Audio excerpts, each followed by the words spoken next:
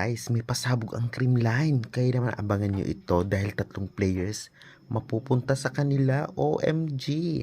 And mga other valuable updates guys dito sa videong ito. Kaya before that please, huwag nyo kalimutan mag-like, comment, subscribe, and pahit the notification bell for more valuable updates. Thank you very much.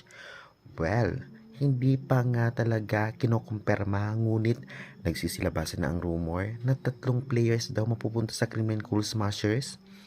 Ito mismo ay post ng isa sa mga legit sources pagdating sa volleyball na si Mother Lily Yu.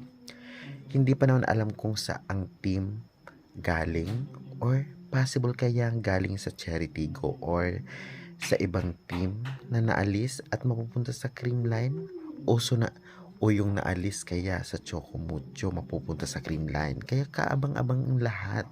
Kaya abang nyo na lamang sa mga susunod na araw sa mga pasabog dahil may tentative date na nga ang PVL 2026 na magaganap katapusan nga ng January. Kaya tiyak na maraming pasabog, mga lipatan serye, mga bagong recruit, ganon. Kaya syempre abangan nyo na lamang ang 3 players na ito sa Creamline at hindi lang yung latest update din natin na good news na malaki ang chance na bumalik na sina Gemma Galanza, Gia Mordi Guzman, at ito ngang si Bernadette Pons sa Creamline. Well, aabangan natin yan sa CCS.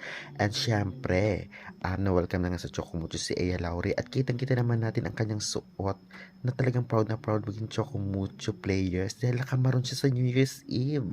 Kaya, congratulations again and welcome to CMFT, Ea Laure.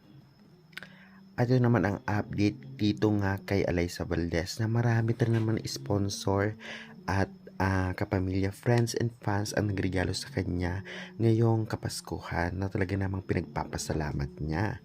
Siyempre, sino ba naman ang hindi talaga regalo ng isang Penom Alyssa Valdez? Napakabait at still humble kahit napakasikat na. Kaya guys, nandiyan muna ang ating update. Maraming salamat sa support. Subscribe na, babu!